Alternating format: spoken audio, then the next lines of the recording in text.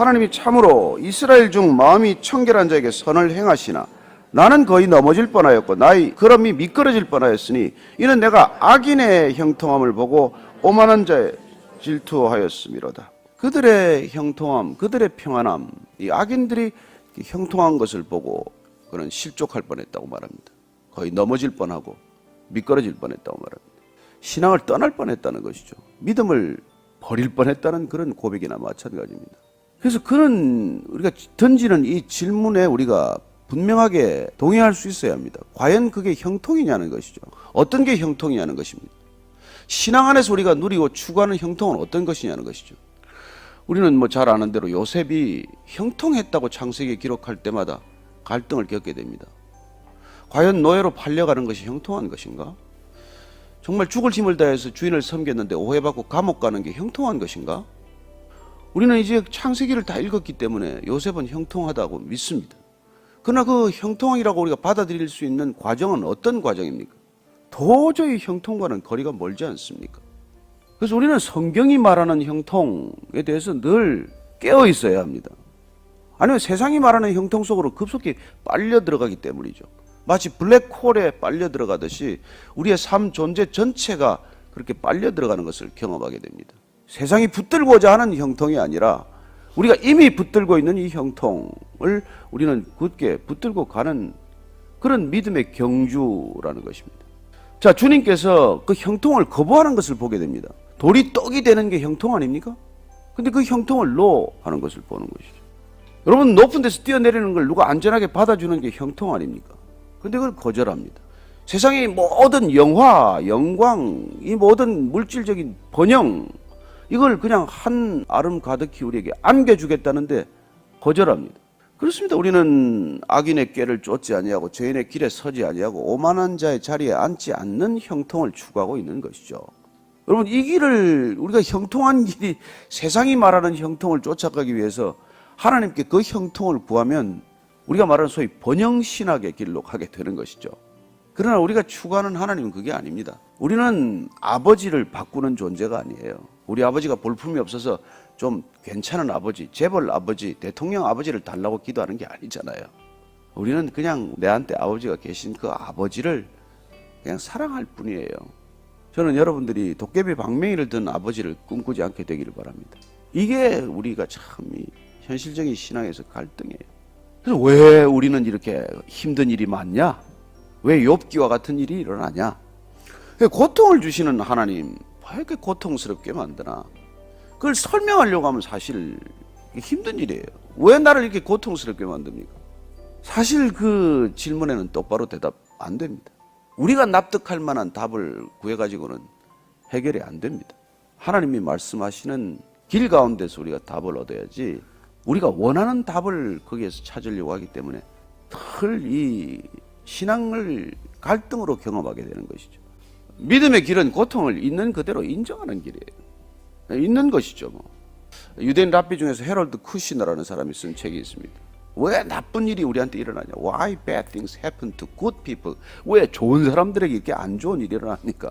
아들이 이렇게 말라 죽어가는 것을 보면서 그는 고통 속을 헤매게 됩니다. 왜? 그건 결코 그가 원하는 답을 얻지는 못했지만 성경 가운데서 그는 결국 그런 결론에 이르게 됩니다. 첫째는 나만 겪는 고통이 아니라는 거예요. 수많은 사람들이 겪는 고통을 그는 바라보게 됩니다. 나 혼자만 겪는 고통이 아니다. 두 번째는 우연이 아니라는 거예요. 내가 몰라서 우연처럼 보일 뿐이지 하나님을 인정하고 하나님을 믿는 사람들에게 닥치는 모든 고통은 하나님 안에서 뜻이 있다는 것을 그는 인정하게 됩니다. 내가 모르지만, 내가 이해할 수 없지만, 내가 받아들일 수 없지만 그런 뜻이 있다는 것입니다. 고통이 우리한테 올 때는 하나님께서는 다른 길이 있다는 것을 말씀하고 계신다. 그는 그렇게 받아들이게 됩니다. 어쨌건 여러분들이나 저나 이 고통의 문제, 악의 문제, 현실적으로 다가오는 이런 문제들에 대해서 우리가 원하는 답을 그렇게 쉽게 얻을 수는 없습니다. 마지막으로 그는 이런 결론에 이르게 돼요. 고통이란 인생을 사는 대가라고 생각하게 됩니다. 우리가 당연히 치러야 할 대가로 그는 받아들인 것이죠. 그걸 대가로 인정하지 못하면 뭐 극단적인 선택을 하는 사람도 있고 여러 가지 삶의 결단을 내리겠지만, 그러나 고통이란 우리가 마땅히 살아가는 삶의 대가로 지불해야 한다. 라는 그런 생각에 그는 이르게 됩니다. 또 누군가는 그렇게 얘기해요. 왜? 그 고통이 너한테는 닥치면 왜 안 되는데? 넌 누군데? 넌 왜 내한테는 그런 고통이 닥치면 안 된다고 생각하는 그런 네가 알지 못하는 은밀한 교만 속에 빠져 있니? 그렇게 스스로를 자책하고 빠져나오는 사람도 있어요. 어떻습니까? 여러분은 어떻게 지금까지 살아오시면서 이 고통의 문제를 어떻게 해결하고 계십니까? 아니면 어떻게 받아들이고 있습니까? 어떻게 여러분들은 앞으로도 닥칠 고통을 맞닥뜨릴 것입니까? 그들은 죽을 때도 고통이 없고 그 힘이 강건하며 사람들이 당하는 고난이 그들에게는 없고 사람들이 당하는 재앙도 그들에게는 없다니 그러므로 교만이 그들의 목걸이요 강포가 그들의 옷이며 살찜으로 그들의 눈이 솟아나며 그들의 소득은 마음의 소원보다 많으며 그들은 능욕하며 악하게 말하며 높은 데서 거만하게 말하며 그들의 입은 하늘에 두고 그들의 혀는 땅에 두루 다니도다. 그러므로 그의 백성이 이리로 돌아와서 잔에 가득한 물을 다 마시며 말하기를 하나님이 어찌하랴 지존자에게 지식이 있으랴 하는도다. 볼지어다 이들은 악인들이라도 항상 평안하고 재물은 더욱 불어나도다. 하여튼 온갖 영화를 누리고 사는 것 같지요. 정말 말로 다 할 수 없이 이런 부조리와 같고 이런 것들 현실에 직면하게 됩니다. 그런데 본인은 어떻습니까? 13절 이하를 읽습니다. 시작. 내가 내 마음을 깨끗하게 하며 내 손을 씻어 무죄하다 한 것이 실로 헛되도다. 나는 종일 재난을 당하며 아침마다 징벌을 받았도다. 나는 아침마다 회개하고 아침마다 찬양하고 아침마다 기도하고 나는 이렇게 살려고 이렇게 애를 쓰는데 근데 나는 항상 고난이 닥치고 종일 재난이 오고 아침마다 마치 징벌을 받는다. 이런 고통을 나한테 왜 주십니까? 이게 무슨 극단적인 대비입니까? 내가 만일 스스로 이르기를 내가 그들처럼 말하리라 하였더라면 나는 주의 아들들의 세대에 대하여 악행을 행하였으리다. 그도 거의 이 믿음을 사실 떠날 뻔한 것이죠. 실제로 우리가 살다 보면 믿음을 떠나는 사람들이 적지 않지 않습니까? 바울 곁에 있던 데마도 세상으로 돌아가고 그런 고백들을 듣게 됩니다. 내가 어쩌면 이를 알까 생각한 적 그것이 내게 심한 고통이 되었더니 언제 알았다고요? 17절 말씀 읽습니다. 시작. 하나님의 성소에 들어갈 때에야 그들의 종말을 내가 깨달았나이다. 성소에 들어갈 때, 지성소에 들어갈 때, 하나님 임재 안으로 들어갈 때, 하나님의 영광 속에 들어갈 때, 하여튼 그렇게 들어갔더니 어떻게 됐다고요? 18절 이하 또 읽습니다. 시작. 주께서 참으로 그들을 미끄러운 곳에 두시며 파멸에 던지시니 그들이 어찌하여 그리 갑자기 황폐되었는가 놀랄 정도로 그들은 전멸하였나이다. 그렇습니다. 우리는 인간의 역사 기록을 통해서 이런 기록들을 봅니다.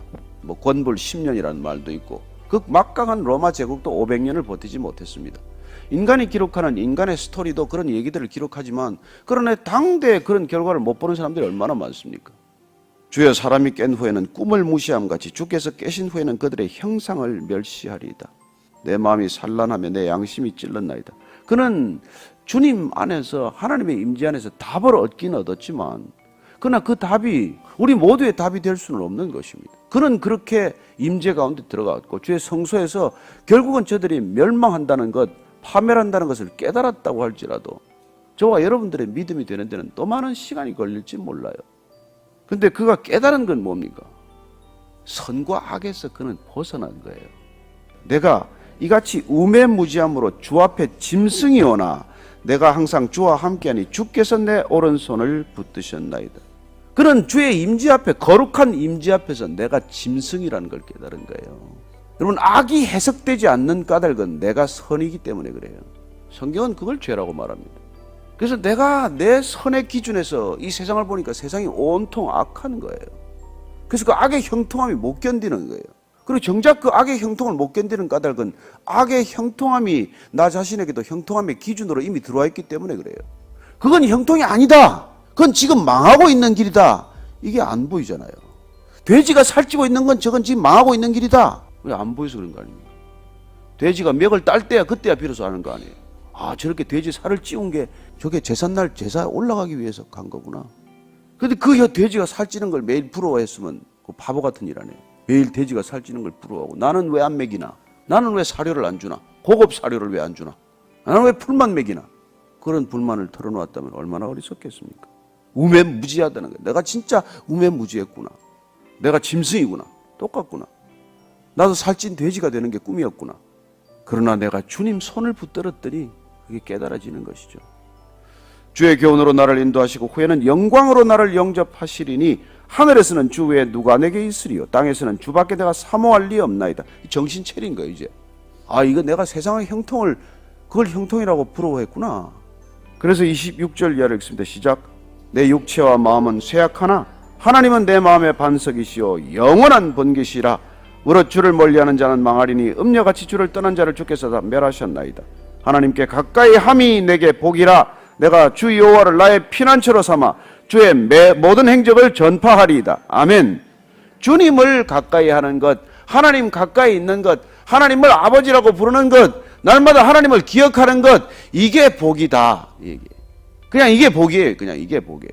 세상의 형통이 복이 아니라 마음이 청결한 자는 하나님을 볼 것이요 애통하는 자는 복이 있나니, 이런 형통을 우리가 형통이라고 하고 사는 것, 이게 분명한 믿음의 기준이 되고 삶의 기준이 되고 형통의 기준이 되고 복의 기준이 되지 않으면 날마다 오르락내리락 일생 그러다가 안타까운 시간을 보내겠죠.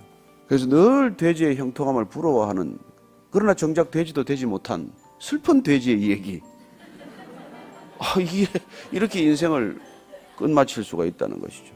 그래서 사도 바울이 그러면 그리스도인들은 세상에 누구보다도 불쌍한 사람이 되리라, 그렇게 말하는 것입니다. 우리가 깨어서 우리는 하나님과 더불어 함께 가는 형통을 기뻐하시게 되기를 축복합니다.